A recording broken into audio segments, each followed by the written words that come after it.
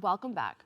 With her viral series, Salary Transparent Street, Hannah Williams encourages strangers to share what they do and how much money they make. The series aims to challenge discriminatory employment practices and address pay gaps that disproportionately affect women, people of color, disabled workers, and the LGBTQ plus community. Williams joins me now to discuss the series. Hannah, thank you so much for joining me. Hi, Kibin. Thanks so much for having me. Now, I'm curious to know what sparked the idea to begin asking strangers about their salary. Being underpaid, simple answer. I found out in 2021 that I was making about $20 to $25,000 less than people in the same role. I used to be a senior data analyst, and being underpaid is the worst way, to be respected at work, to feel like you're valued.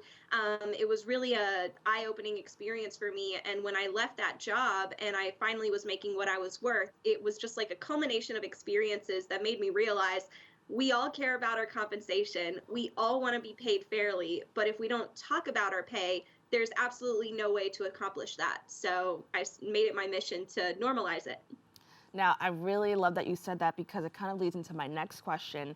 For decades, professionals have been discouraged from being transparent about their salary. Why do you think that is? And I'll go into this later, but, we're seeing a shift happening right now. But why do you think, we've been kind of forced to see the norm as like this is something that we just don't talk about?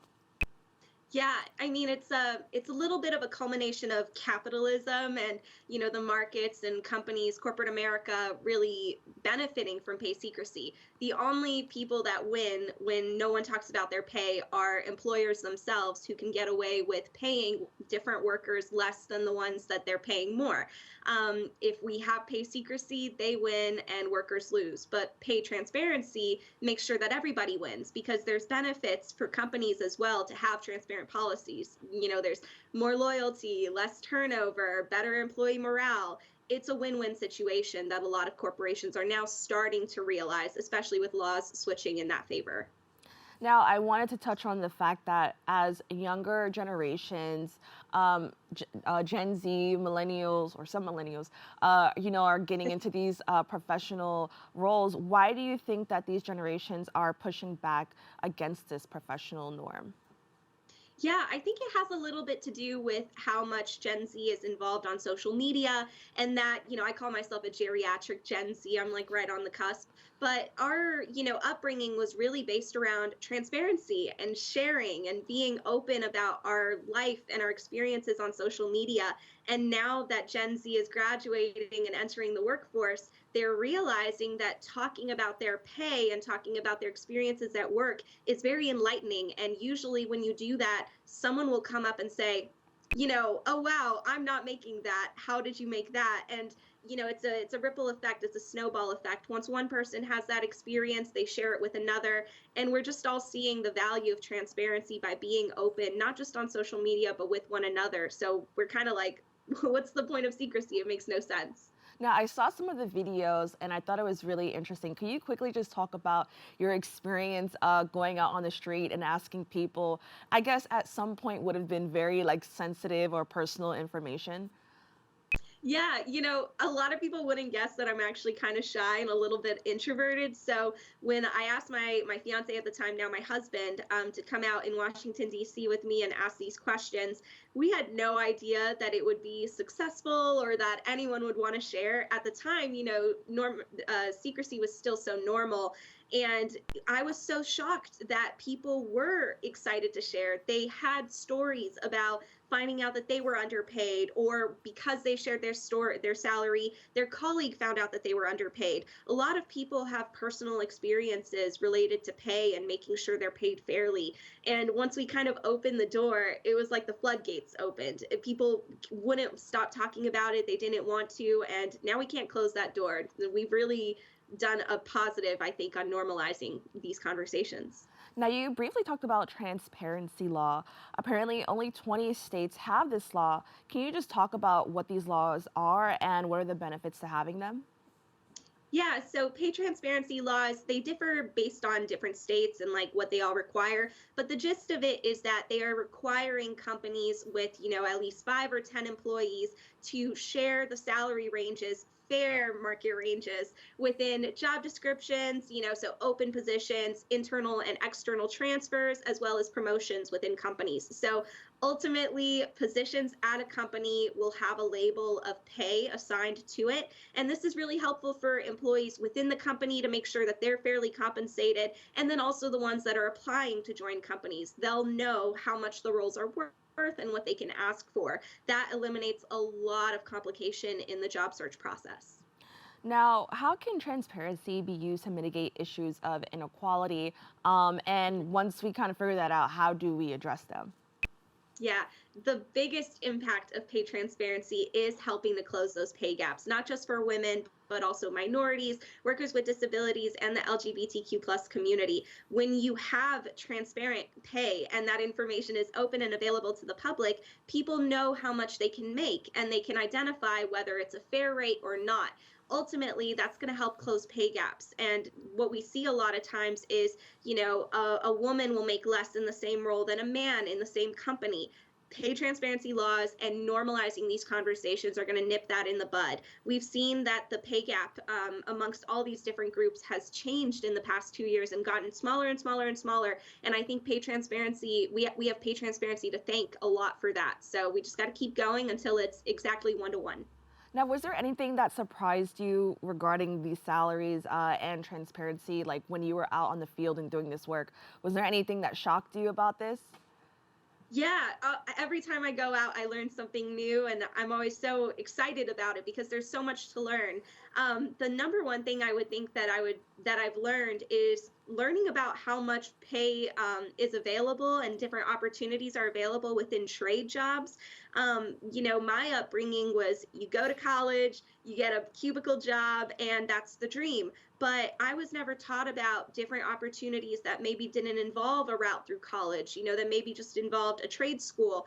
And a lot of those careers are some of the best paid. And they also have really great job security, like electricians, plumbers, hairstylists, nail techs. There's so many different roles within trades that are open to so many different people with different skills. And it's surprising how well paid they are. I wish more people knew about it. And I have to agree because I think that for a lot of people growing up, these were unfortunately the professions that we were told to maybe stay away from, and that you should like go to school and kind of have this like this track where you get a degree. Can you talk a little bit about kind of the misconceptions about some of these jobs and how sometimes having the degree isn't a guarantee towards getting a higher paying job? Yeah, I think you explained it really perfectly.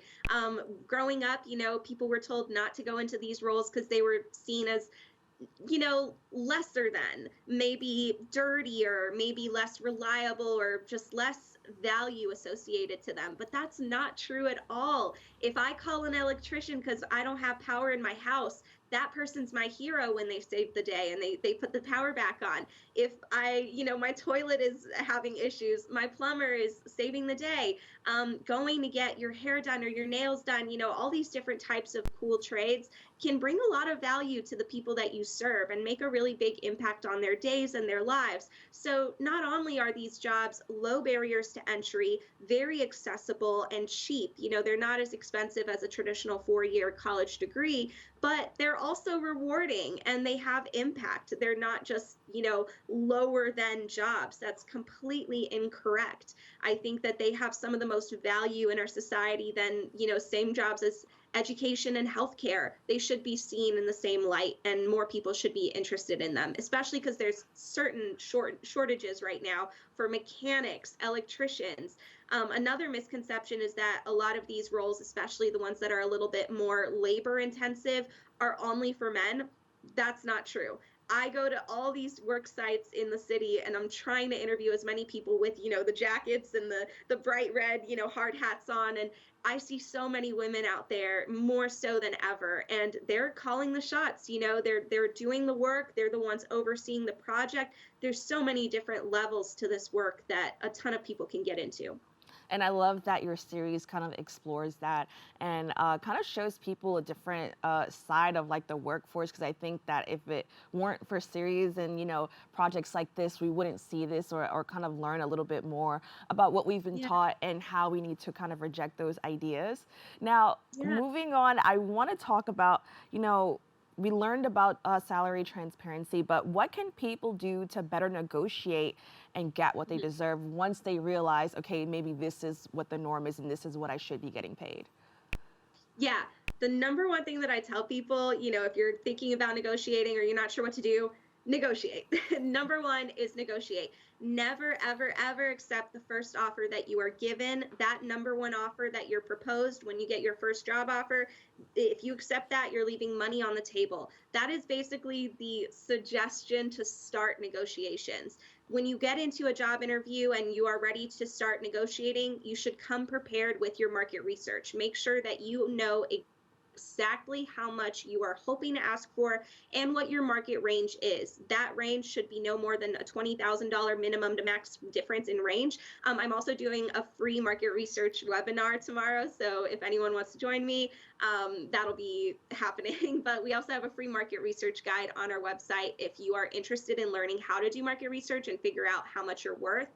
But make sure you come prepared to all those interviews and conversations with recruiters armed with that information and that knowledge, and make sure that you definitely negotiate, ask for what you're worth. And a quick little tip that a lot of people don't know is sometimes we get really hyper fixated on salary, and that if the salary is not exactly what we want, then the job isn't a good fit for us. But sometimes some companies cannot be competitive with salary, but they can be competitive in other benefits, like health insurance, pet insurance, PTO, remote work, all these flexible benefits. So if you can ask for a bunch of those things to make up for base salary, definitely try to do that as well.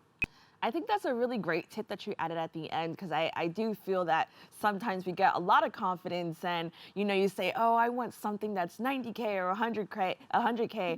Mhm. And I think that's a really good point that maybe you work at a nonprofit that can offer that, or maybe you work at an organization that can offer that, but they can give you something else. So I thought that was an amazing tip, and thanks so much for sharing that, and talking a little bit more about the series and kind of helping our communities and just our society learn a little bit more about this area of the workforce. So thank you so much. Thank you so much. It's really my pleasure. Thanks for letting me share about it. Of course. To keep up with all the work that Hannah does and to learn more about her findings, please go to her website at www.salarytransparentstreet.com or follow her on social media at Salary Transparent Street. Stay tuned, we have more open for you right after this.